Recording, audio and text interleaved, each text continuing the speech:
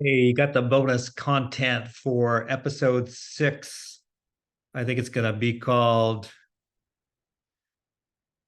Don't Scan Me, Bro.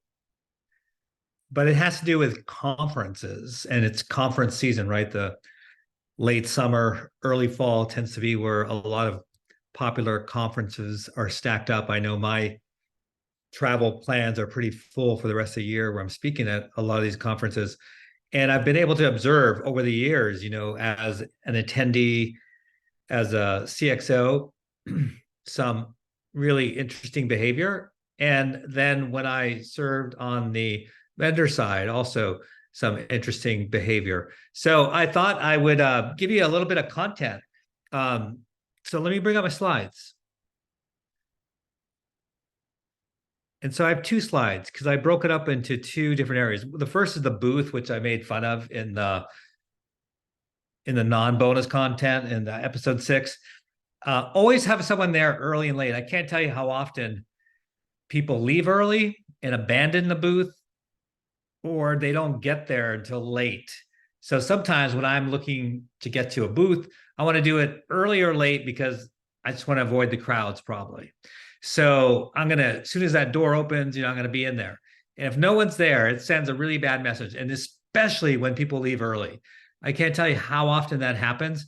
People cut out early and it's just really bad form. So don't do it. Don't overwhelm with too many people.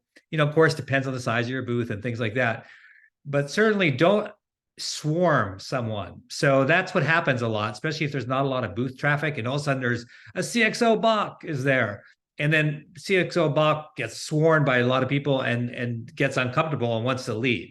So there's always that fine balance of, making sure that you're attentive to that person, but not overbearing. So give prospects their space. So obviously see how they're doing, how you can help them, answer any questions. But if they just want to be left alone, just leave them alone. If they want you, they'll definitely find you.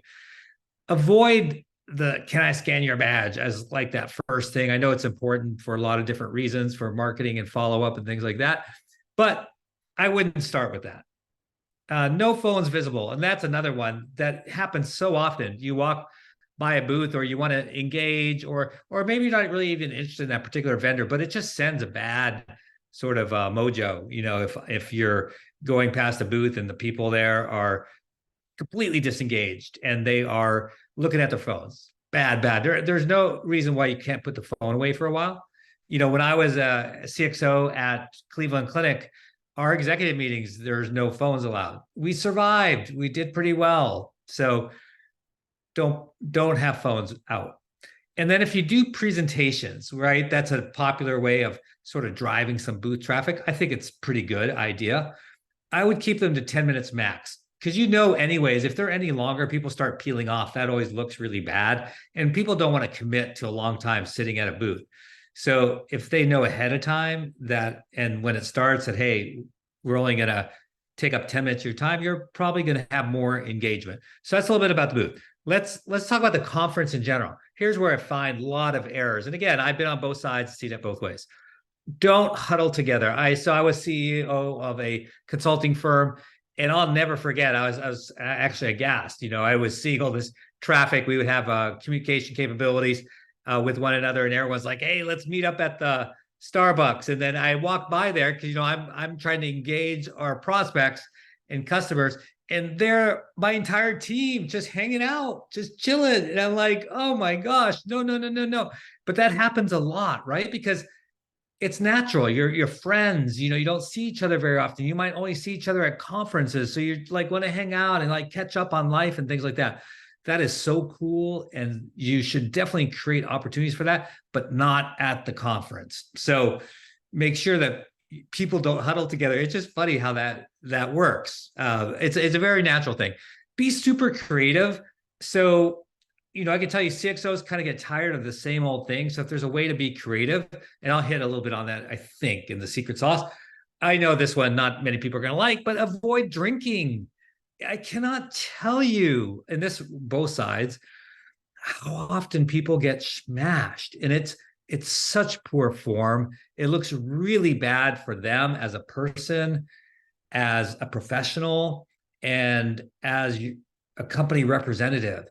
really bad. So if you can't control your drinking to just one or two drinks or whatever the right amount for you is, then don't drink at all and just do the club soda and lime. That's what I do. I started doing that January 1st. I was just a club soda and lime guy. And that way it's never an issue. There's a lot of other benefits, but there's nothing wrong with having a glass of wine or whatever, or a drink or two. But man, don't go beyond that. Not good. And you know what? You'll notice, do this little test. Like next time you go with people that drink a lot, again, this is nothing against drinking. I've enjoyed a lot of drinking myself. But if you don't drink and you watch them start drinking 2, 3, 4, 5 drinks, you'll be shocked at the behavior. You've never noticed it before because you were in it. But when you step back out of it, you realize, no, I don't want to do that. So again, nothing negative against people who drink. I drank for a long time. Plan ahead. So the most effective individuals plan ahead. So a lot of times, like my teams would just show up and hope for a chance encounter. Well, those chance encounters are few and far between. Certainly you should keep some flexibility in your schedule.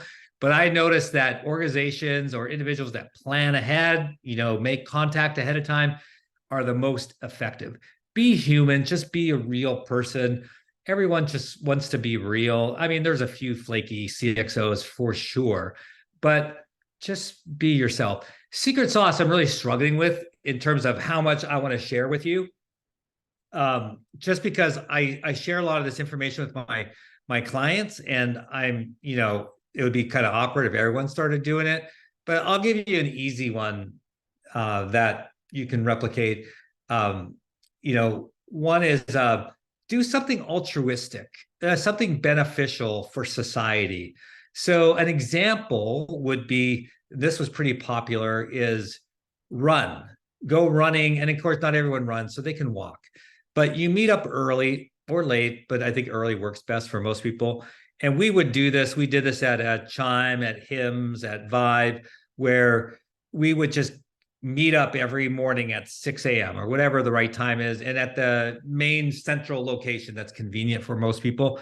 And we would do these runs. And so people like to exercise anyways.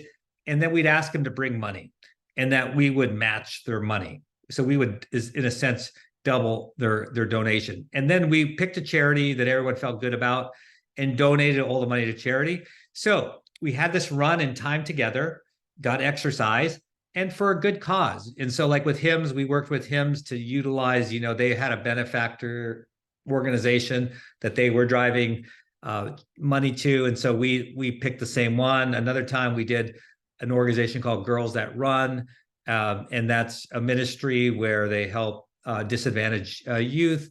And so the sky's the limit in what you want to do. But when you combine it, I think the point here is when you combine it with something people are doing anyways, they're exercising or they want to exercise. Now you've given them a reason to do it, and they want to give. They want to know that, hey, what I'm doing is helpful. I was able to get Team USA to sponsor those runs. So everyone that ran also, I don't know how much that contributed to people coming, but everyone who came got a Team USA pin that normally only people who compete at the Olympics or in some a Team USA event would receive. So that's pretty cool.